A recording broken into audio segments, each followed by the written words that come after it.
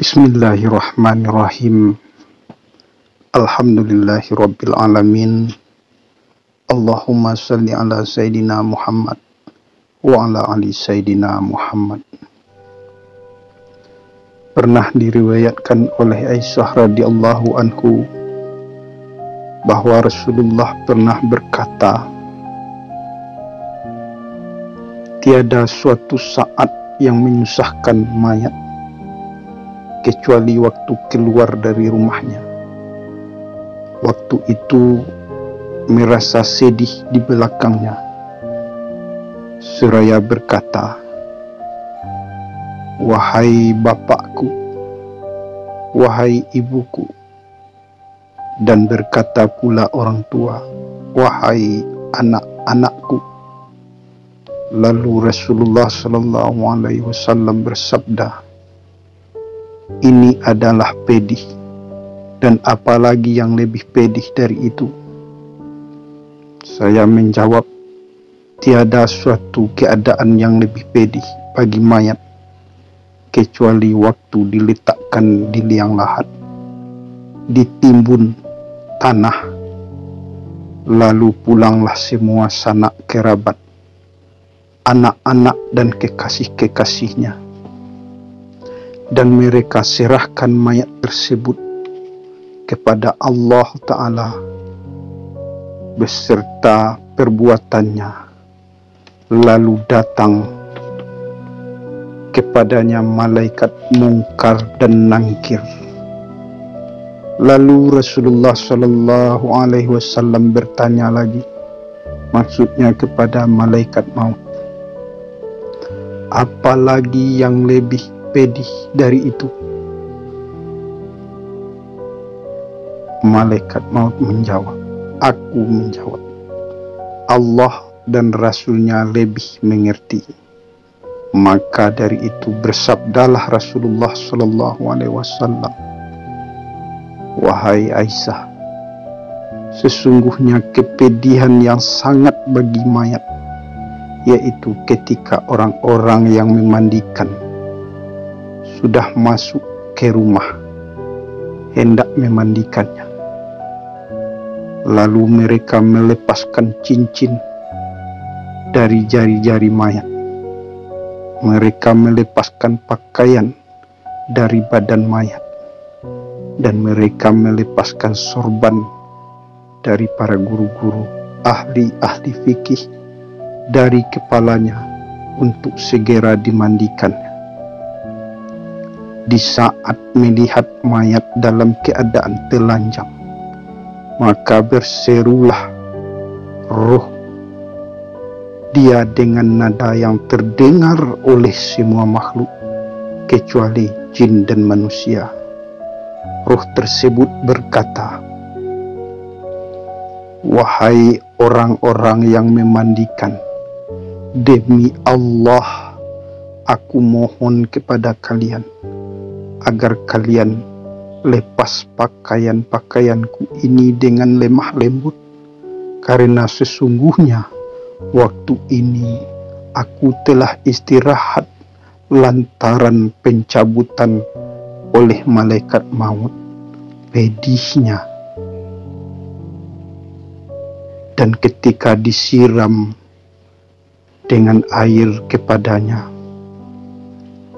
maka roh tersebut berseru, demi Allah, wahai orang-orang yang memandikan, janganlah kau siramkan air yang panas, jangan pula kau jadikan air itu terlalu panas dan tidak pula terlalu dingin, karena jasadku telah terbakar dari pencabutan roh dari badanku. Dan ketika mereka memandikan mayat, maka berkatalah roh tersebut, demi Allah, wahai orang-orang yang memandikan, Janganlah kau pegang kuat-kuat, karena jasadku sangat terluka lantaran keluarnya roh dari jasadku. Dan apabila telah selesai dimandikan, lalu diletakkan di dalam kafan dan diikat di arah kedua kakinya, maka berseluruh roh itu, wahai orang-orang yang memandikan, janganlah kau ikat kafanku kepalaku agar aku melihat wajah-wajah keluargaku, anak-anak dan sanak kerabatku, karena inilah saat terakhir aku melihat mereka. Aku berpisah dengan mereka dan tiada pernah melihat mereka hingga hari kiamat.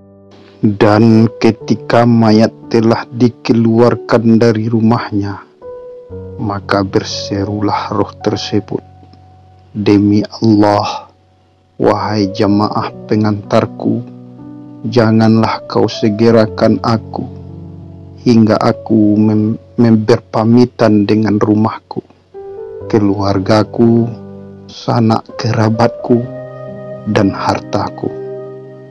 Lalu berseru pula lah roh tersebut, wahai jamaah pengantarku, kutinggalkan istriku dalam keadaan yatim, maka janganlah kalian menyakitinya, dan anak-anakku dalam keadaan yatim, maka janganlah kalian menyakiti mereka, karena sesungguhnya pada hari ini aku dikeluarkan dari rumahku dan tidaklah aku bisa kembali kepada mereka selama-lamanya.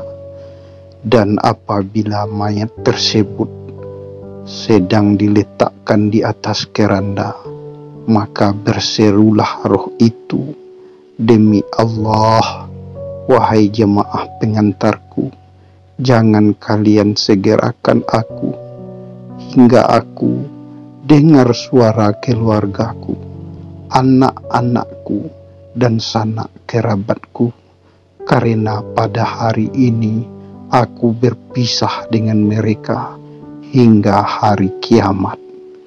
Dan apabila mayat tersebut sedang dibawa dalam keranda, lalu mengiringi perjalanan sampai 3 langkah, berserulah roh itu dengan suara yang didengar oleh semua makhluk, kecuali jin dan manusia.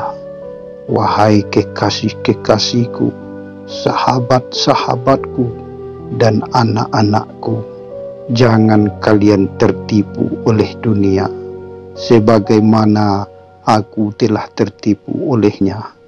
Dan janganlah kalian dipermainkan zaman, sebagaimana dia telah mempermainkan aku. Maka apabila aku sebagai ibarat telah kukumpulkan harta untuk ahli warisku, sedang mereka tidaklah mau menanggung dosa dan kesalahanku sedikit pun, karena dunia Allah memperhitungkan dan menghisap aku, sedang kalian sedang menikmati dunia dan tidak pernah berdoa untukku.